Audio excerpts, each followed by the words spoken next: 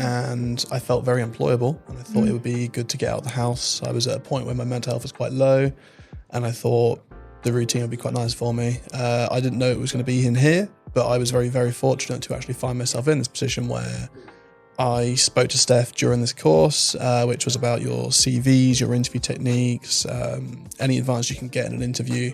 And after a conversation with Steph, I asked if I could volunteer here. We had a great chat, about half an hour, 40 minutes. He explained to me what this is really, because I didn't quite know, but I thought this would be a great place to find some skills and get a good reference potentially. And here we are, 3 months later, I am, volunteering here 3 days a week. Good. You're like the second gen, because we did the first Move It to Work. You're like the second gen. Thank you for making me feel lesser. Sorry. You had to make yourself the alpha there. No. I was here before you, and I'll be here after you. Kudos to you, explain it better than I ever have. So, well done. Thank you. Well done. So you came in through the Movement to Work course through the DWP, which with the second lot, not the second. Yeah, not an original. Not an original. Sorry. Not following on from the trailblazer like you, Hannah. What was your role here? What do you do for the Unity Hub? That is so I enjoyable? do anything I'm told because I'm a well-behaved guy. Yeah, okay. So originally I asked if I could do some more accountancy, business admin in that sort of remit. So initially I was given the task of working on the Unity Hub's business plan with Steph. And I started doing some financial projections, so it brought in both of the things I'd asked to sort of look at. So I was seeing how much money we could actually save from the DWP, did some research, taught myself how to format it, ask questions, guidance from Steph really. And from there, they saw the potential in me. So I've now been given the task of any business that comes in, I do their business plan, and I've done the business plan for the TSOS group as well. Oh, yes. So you gained lots out of that then? Yeah, a lot of it is confidence based, and I think part of what makes this place unique and special is the opportunity you're not getting from anyone else you get here. And I've talked about imposter syndrome with Steph and Tracy, how they keep giving me all these opportunities and I don't really have a right to be doing any of this. I don't have a degree in anything. I've run businesses as a manager before, sure, but it's not quite the same. And to be given this level of trust is really endearing, and it gave me such a confidence boost, which I'm still working on. I still feel like a bit of an imposter, but the work I'm doing is being praised. It's making progress for this charity and company, and I'm not taking it for granted. I'm carrying momentum. I mean, it's kind of daunting as well because you've got all this power and you're doing a really good job. Yeah. There's also this thing in the back of mind. You could be like, you're worried if something goes wrong. Bit of that, a bit of, it's all happened so fast, really. Before I came on Movement to Work, I was at a real low point, and my housemates were asking me, like, you okay? What's going on? And eventually the question was, do we need to be worried about you? And, I was, to be vulnerable, I was at a very low point and just not enjoying my life at all. Didn't see what was going on for me in life. And I was miserable. But this place has, you've seen what I'm like now. I've very businessy. Very businessy, business magnate, let's go with that. But my confidence, my mental health has skyrocketed in the space of 3.5 months. It's like my life's been turned upside down. Good. Not to go onto the full Bell Spear bill. That's really nice. It's really nice to hear that this is a place that can do that. It's like you can help the people who need it. And it's not from my perspective, but from the Unity perspective, it's not being afraid to do things differently. There's saying you want to do things differently, and there's actually doing things differently. Like, I think most people here, they don't really have the experience to do some of the things here, but that doesn't mean we shouldn't let them try. And that's what we do differently, is we give people this chance, and it can be a bit overwhelming, but they're always here to support you as well. So I could always ask Steph questions, I could always ask Tracy questions, anyone here I could ask questions, and they will help me in any way they can. And it's powerful, and that's what's going to change rugby. and eventually the world. The world. Yeah. Next World step, domination. Exactly. not Exactly. domination.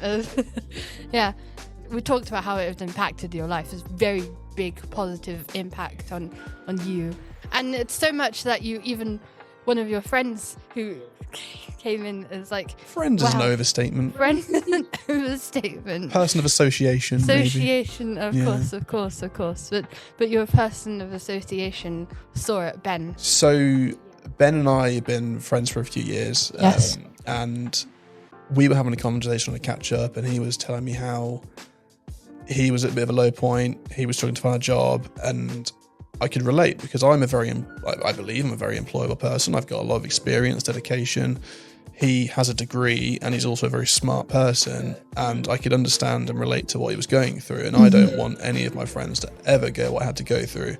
I can't always control that, but I thought I could have a conversation with Steph and say, would you mind if, you came in for a chat? And in the space of even a month, this place had done wonders for my mental health and made me feel so much better in my life. And if I could give Ben a chance at that, then I'd always do that because I've always got his interests at heart, and he's become a much more tolerable person, I'd say, since being here. Okay.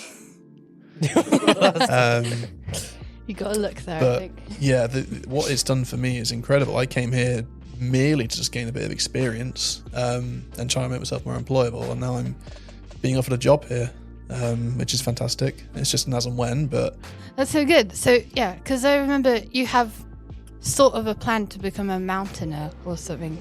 So in my personal life and my hobbies and interests, I'm a big advocate of the outdoors, love the outdoors. I've always been an outdoorsy kid, always getting out on walks. And there's been a few times in my life where I've been on a big hike and I've had, whether it was a charity event or if I was hiking abroad, a mountain leader or someone in that kind of remit. Yes. And their job essentially is to make sure that you get up and down the mountain safely without injury. And if you do get injured, they are there to help you. That is a very, very shortened version of that job role. And I really enjoy hiking, and I could see myself doing that role. I left my job in December to pursue that, and I was maybe a bit naive about how achievable it was in that year. Yeah. And you have to do a lot of hikes and a course to do it, and I feel like I would rather start with a lowland leader. So you've got lowland, hill and moorland, and then mountain leader. Get increasingly harder, but I would rather start from the bottom or way up and get that experience, because you are going to be looking after people's lives. You need to have that confidence and competence and be able to communicate well. Sort of that. Yeah, snapped that in, didn't you? Subtle, hey? Yeah. But And yeah. it's kind of what you're doing now. You're kind of leading the business side of... Yeah, I well, think sort I have... of, like you're gently sort of providing a safe path. Trying my best, and I Trying. think some of that is I'm learning as I go.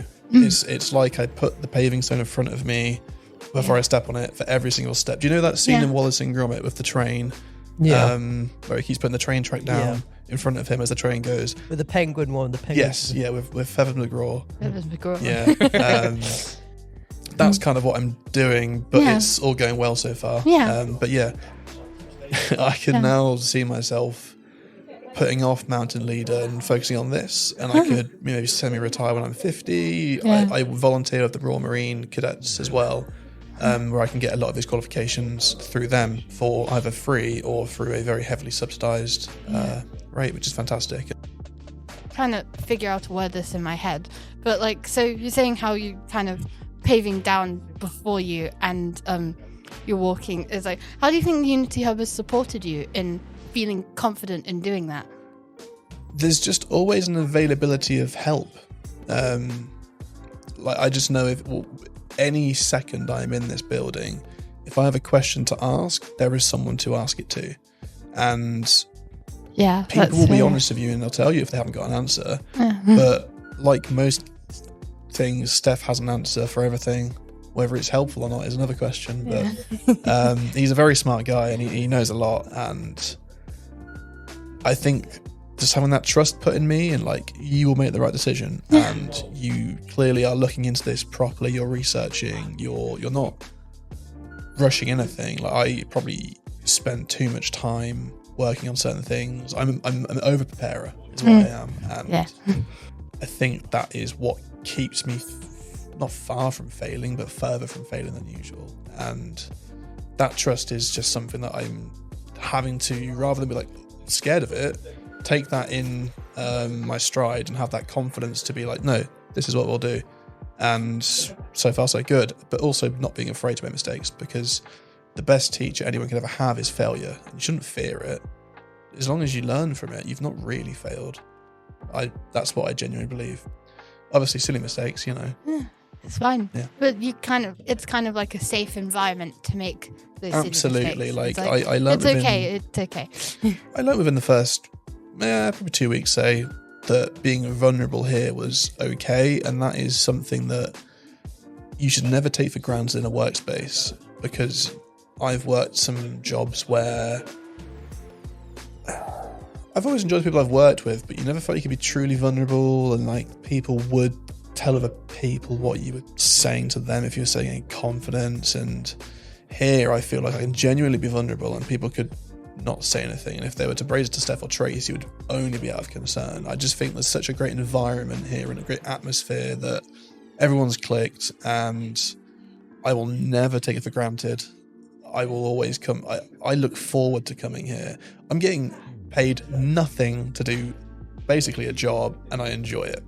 Either Steph's a cult leader and he's great at it, or this is a great place to work. Our minds have been altered to be here. Exactly. This is all a ruse. It's not out of genuine life. So. No. But yeah, it's just such a great place to come, and I'm not getting paid to say this. Anyone that is listening and wants any support, this is the place to come. Yeah, it is. I hope that my waffled story gives you some level of inspiration or hope, and yeah, we hopefully see you come in here to get some support. Yeah, you'll come in, you'll see Carl, he'll be fine. Thank you for joining us. Thank you for talking your heart out. That's okay. I was only contractually obliged. Contractually obliged. Yeah. Anyway, so yeah, that's it for Coffee Shop Convos this time. Thank you for listening. You know, for a podcast called Coffee Shop Convos, neither of you have ever had a coffee. One. I don't like and this coffee. isn't a shop. Okay, yeah. Thank you for listening.